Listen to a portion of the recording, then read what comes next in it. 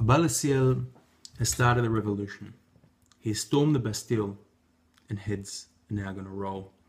There's a great vegan YouTuber, if you haven't found him already. His name is A-bas-le-ciel, French name. One of my biggest regrets is not learning French in high school. I learned Japanese.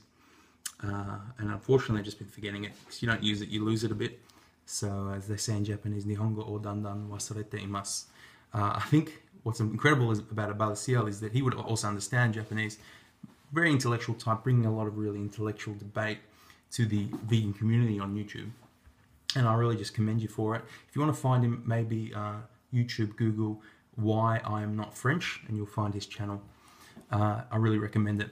So, A-bas-le-ciel has made a really interesting recent video calling out a privileged vegan, calling her a hypocrite and a coward. Now, in the spirit of letting the heads roll, I want to take it one step further, and I want to call a privileged vegan a bigot. Yes, the time has come. You see, a privileged vegan put out a video called Vegans for Justice, Palestine and Israel. It was put out in the end of 2015, November. She has a friend on there with her, giving her amazingly well-formed argument. So well-formed, in fact, she can't even write her own description to the video. She had to get a little blogger friend. The blogger friend is Laura Schliffer, who runs the Disrupt Zionism blog.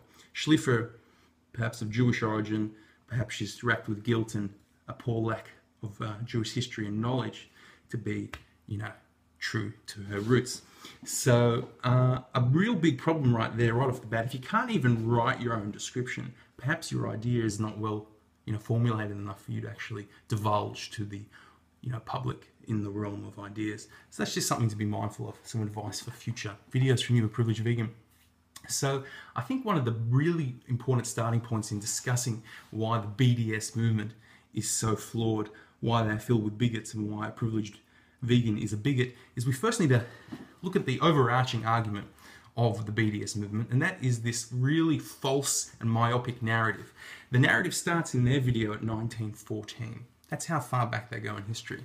Darling, what was happening in the region in Israel 1900 years before 1914, in the year 14 of the Common Era? I'll tell you what was going on in Jerusalem in the year 14 of the Common Era.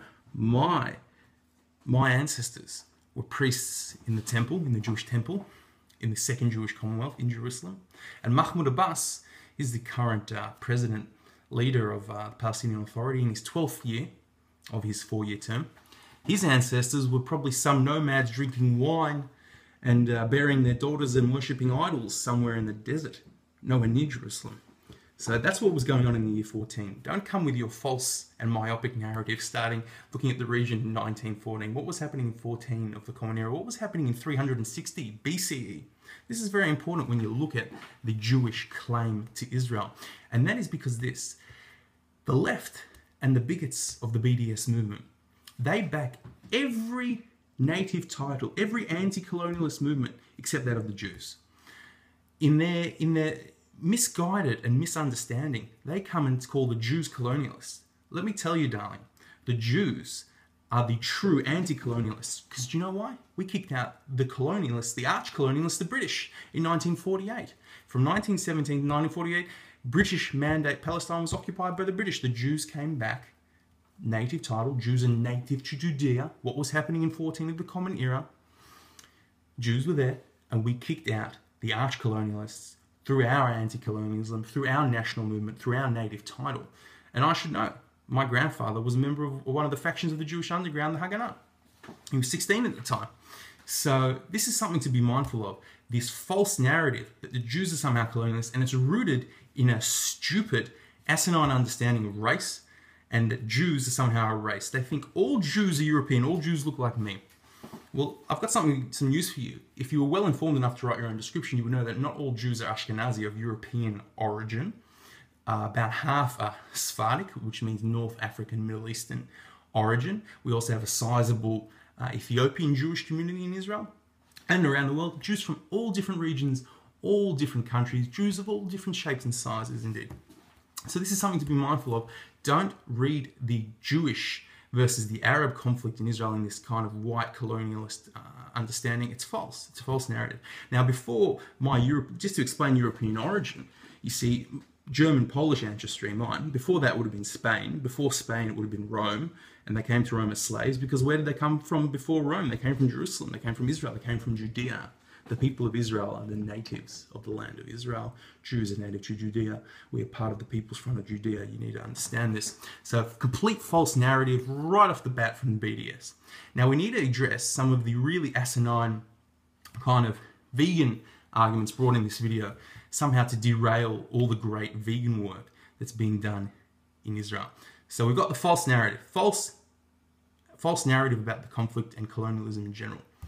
That's number one. Now, number two, one of the asinine arguments brought forth by a privileged vegan and her privileged friend is that per capita meat consumption of a country somehow negates all the positive work that's being done in that country. Israel has about 6% of its population is vegan. Somehow, because they are the number 3 consumer of meat, according to privileged vegan, that's all negated. Out the window. Out the window. Now, let's contextualize numbers. Who's number 2? Who's number 1? Number 2 is America, per capita meat consumption. This was number 3. Somehow, according to a privileged vegan, perhaps all the vegan work and activism coming out of America, one of the bastions of veganism, is negated automatically, because if it applies for Israel, the Jewish state, it's got to apply for the other, America. And also, who's number 1? I've got 2 ticks against my name, being Jewish and being Australian citizen. Australia's number 1. So perhaps all Freely and Duran Rider and other Australian vegan activism is negated because Australia is the number 1 meat consumer per capita. That is a privileged vegan's logic. Perhaps that logic is rooted in ignorance, and perhaps worse, it's rooted in bigotry, because Israel's the Jewish state. So you've got the meat per capita logic. Now, a privileged vegan, privileged but not enlightened enough to write her own description, she then talks about military spending. So we've got to talk about numbers here. We've got to talk about numbers. Yes, Israel gets a lot of money. They're actually the number 1 recipient of military aid, over $3 billion in 2015. Who's number 2? Egypt, 1.3. And then Iraq's actually joined the billionaire club, about $1 billion because of ISIS. They've got to chuck a lot of money in there to fight off ISIS. Now, where do you think the money's best spent? To Iraq and Egypt, 2 regimes, countries on a very fine line of stability, or Israel, $3 billion. If you think that money is ill-spent to give a safe port for the US fleet in the Mediterranean, to ensure that the proliferation of WMDs and chemical weapons from the falling and failed state of Syria doesn't get out of hand, that's been taken care of by Israel. If you want to see US Patriot missiles in action, shooting down other missiles, if you want to see US military technology in action in the battlefield, you got to go back Israel. And if you don't think that's worth $3 billion, that's fine, that's your opinion, but maybe it's because you're a bigot and an idiot.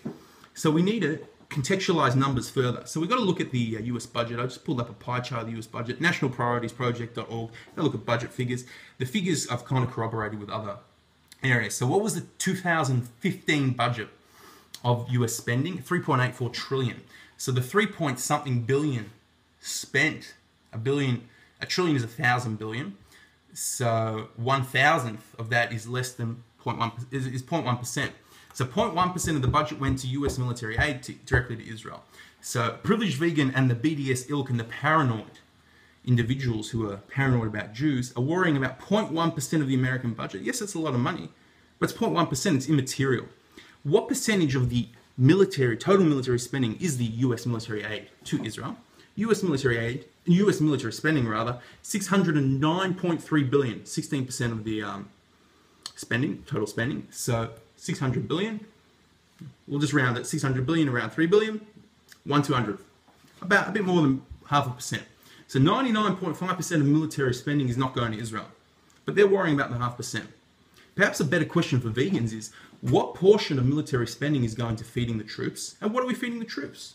What are we feeding the troops? Is it the healthiest thing for the troops? Is it the healthiest thing for the planet? And is it the best thing for the animals? These are questions that true vegans like John McDougall are asking, but not a privileged vegan, because she's a bigot. She's more worrying about the immaterial rather than the material. She's worried about the Jews.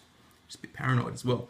So that's the discussion of the military spending and why it's irrelevant. Now, privileged vegan, in her enlightened opinion, thinks that we should give military spending to Palestinians.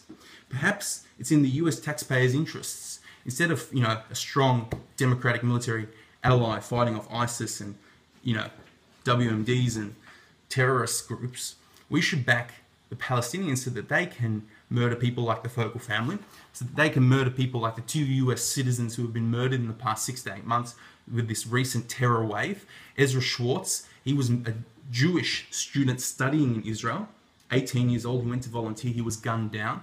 And Wiseman, Wiseman, he was a 21-year-old off-duty soldier, he had a wife, he had a son, he went out shopping, he was stabbed to death by 2 14-year-old terrorists who were inside, no doubt, watching jihadi anti-Semitic propaganda, much like privileged vegan and her ilk are watching and believing they happen to act on it. So I think it's very stupid to think that US military aid should go to the Palestinians. That's not in the US taxpayers' interests. It would result in the murder of innocent civilians deliberately. There's a big difference between deliberate and not deliberate deaths. We'll get to that, but you probably can't tell the difference. You can't write your own description.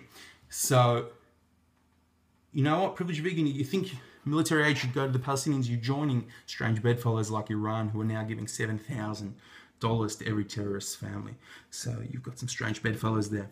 So we've talked about military spending. Now, lastly, we come to the paranoia and the real bigotry that lies beneath the surface of the BDS. It's got a seemingly harmless veneer. We're talking about justice, all about justice, yeah. It's much more sinister. Your friend, a privileged vegan, and you stood by silently, silence his acquiescence. She stated, as if it's a fact, and she didn't substantiate it at all with numbers, that AIPAC is the largest foreign interest group in America. So what this comes is with that real anti-Semitic paranoia that the Jews are somehow the puppet masters, pulling the strings, that Israel, the Jewish state, is somehow influencing US policy to such an extent that they are the largest foreign interest group. You didn't bring that with any evidence or any substantiation. And let me tell you, it is a lie, it is a falsehood, and it is sinister, and it is bigotry, and it demonstrates the paranoia of your movement, the propaganda of your movement. You've got strange bedfellows now. You would be right at home with Golden One, the anti-Semite, and with Simply Vegan, the new neo-Nazi boy. So let's have a look at some real numbers. Got some numbers here, brought up in the Huffington Post, and they quoted some organization. But just if you're going to challenge this, and I invite you to challenge it, I invite debate in the realm of ideas, bring some numbers and prove what you're saying. But you can't, because you're wrong and you're a bigot. Who is the #1 foreign interest group? You ready for this? #1 at $14.2 million spent, United Arab Emirates. #2, Germany, $12 million. I won't mention the war. I won't mention, your French ancestry. Perhaps, what were your ancestors doing during the war? How were they involved in that? If they were partisans, they would be rolling in their graves, thinking how you're now collaborating with this kind of anti-Semitic ideology. #3, Canada. So blame Canada. Israel's not even in the list. If we were to put AIPAC spending $3 million, it's an American organization, it would somehow be in #8. Less than South Korea, 3.9 million, but 600,000 more than the Bosnian Serb Republic at 2.4 million. So you're worrying about $3 million spent by AIPAC. That's nothing in comparison to Germany and the United Arab Emirates, Canada and Saudi Arabia, Mexico, Morocco. All these countries you got to worry about more. But you worry about the Jews because you're a bigot. Now, I think that's the most sinister point. You've got some strange bedfellows, Goldilocks. You now have to lie with them. I really would like some response to this, either an apology, or you can challenge my ideas with some other arguments and some other facts. But I doubt you'll do that, because I don't think you have them, and you can't even write your own description. You see, the anti-Semites are now being weeded out. They're being called out. They're being challenged in the realm of ideas. Anti-Semitism will be defeated with the pen, which is mightier than the sword, but if need be, also the sword. You see, pen is the best. We need to call things out. We need to challenge things intellectually. But the Jewish people have undergone a rebirth last century. We've renewed our days of old. If we need to use the sword, we will use the sword. We have renewed the days of King David. And let me tell you something, darling. Never again. Better believe it.